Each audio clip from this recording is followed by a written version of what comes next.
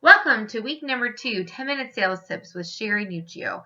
Last week we explored a little bit of what it really means to be a salesperson. Rather than being a salesperson, you're really a solution maker. Finding those solutions for your customers and providing the benefits, that's your number one goal. This week we're going to dive a little bit deeper into the psychology behind sales. What makes someone good at sales? Why do you choose sales? And how will you succeed in being a top salesperson? So let's get started. Number 1, believe you can.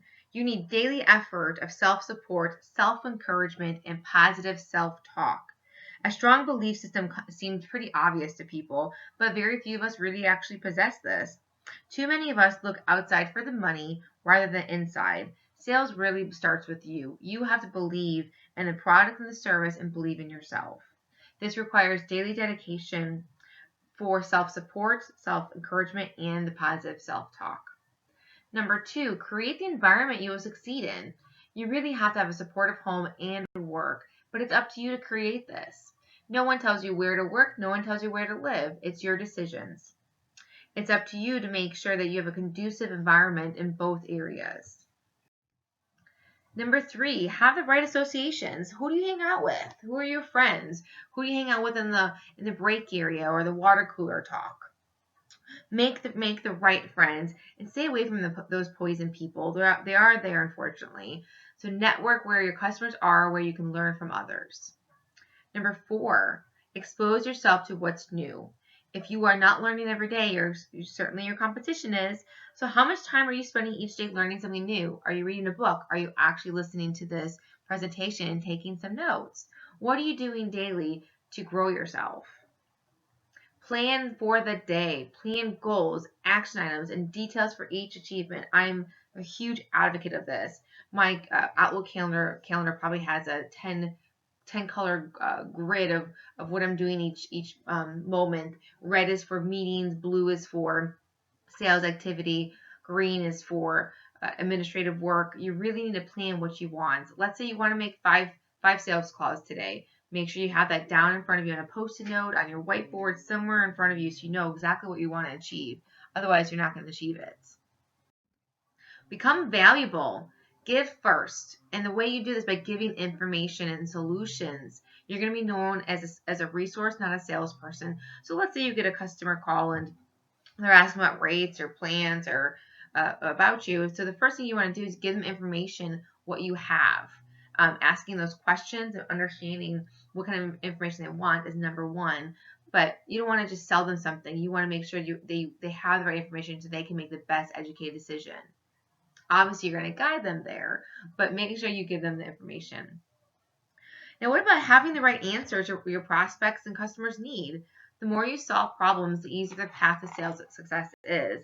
Sales is simple. Sales is answering questions your customers have, but providing the solutions and showing them that the product or service you have is their solution.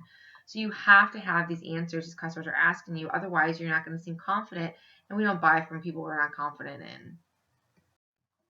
Recognize the opportunity. Certain situations create successful opportunities. If your customer says that they live in a one-story home, boom, you may know now that there might be some other products that you want to suggest to them that might help them in the future. But making sure that you look for these and you look for these situations. The little known key is to get and maintain a positive attitude. Yeah, people are going to say no to us quite a bit. We're in sales. We get no quite a bit. But you have to stay positive and don't let that no knock you down. So how well can you spot opportunity on a phone call? When do you hear those answers from those qualifying questions you're asking, and then you can then provide a solution? You have to be able to spot those.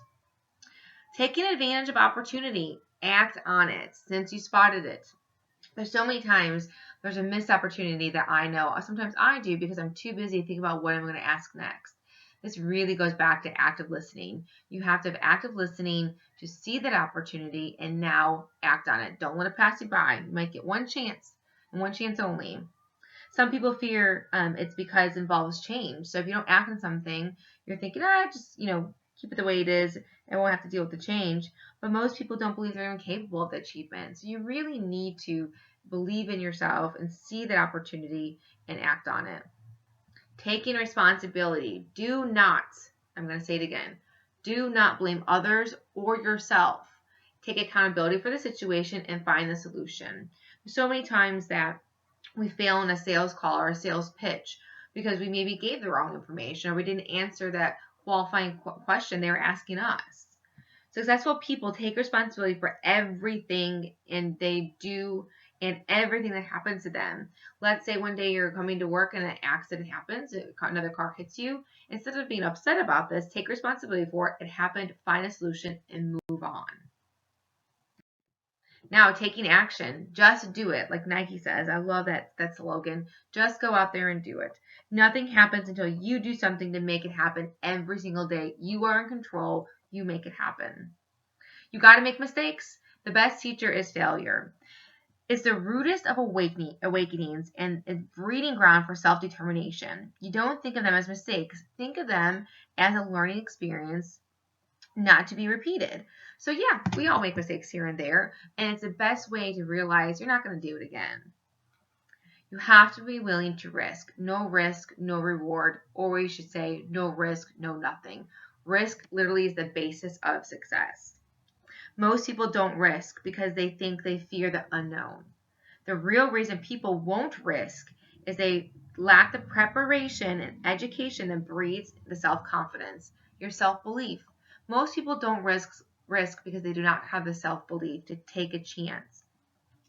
If you want to succeed, you better be willing to risk whatever it takes to get there. Because as I stated earlier, your competition surely is. Now, keeping your eyes on the prize. Post goals, stay focused.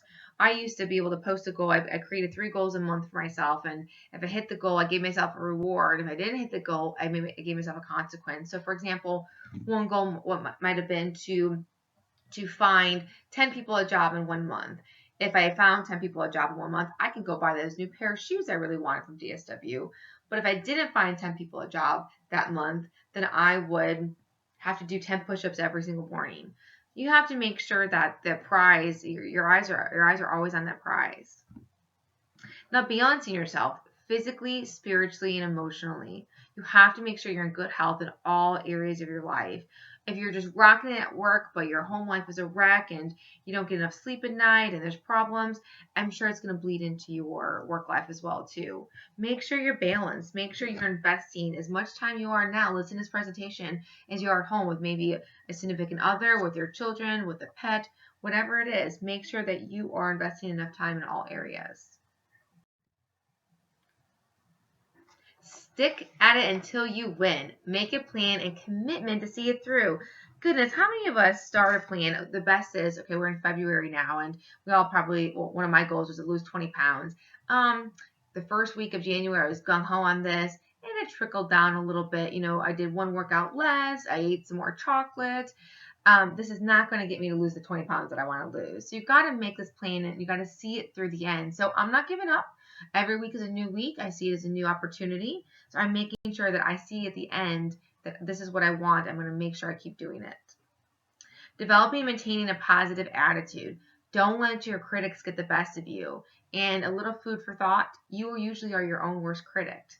Get those Debbie Downers out of your head. Get those nagging people, those whiny people, and any of those thoughts. You might be the naggy, whiny person. Who knows? Make them stop. You have to have the positive attitude in order to go in every day to seize those opportunities that are there. One of my favorite tips here is ignoring idiots. The ones who try to rain on your parade. As I stated earlier, the Debbie Downers. Get them out. Wear earmuffs. Push them away. You don't need to listen to them. Now, victory. The only way any of us in here in sales can be victorious is whoever is best prepared, who is self-believing, who has the right associations, who is self-taught, who is responsible, who seizes every opportunity by taking that risk. Now I'm asking you a question. Is this you? If anywhere in any of these tips you feel you could maybe go back and read a little bit more, listen again, and create an action item. I'd love to see what you're going to do next week, or starting here, right after this presentation. What are you going to do next to help make you the best salesperson you can be and make the most money for yourself, be the best productive employee for the company, and be the best for that customer. Goodness, I know when I want to call into somewhere to ask questions, I want the most knowledgeable person. I want someone who's going to solve my problem. Be that problem solver. Alrighty, until next time, y'all. Make sure you're going in there and looking at everything, and thank you.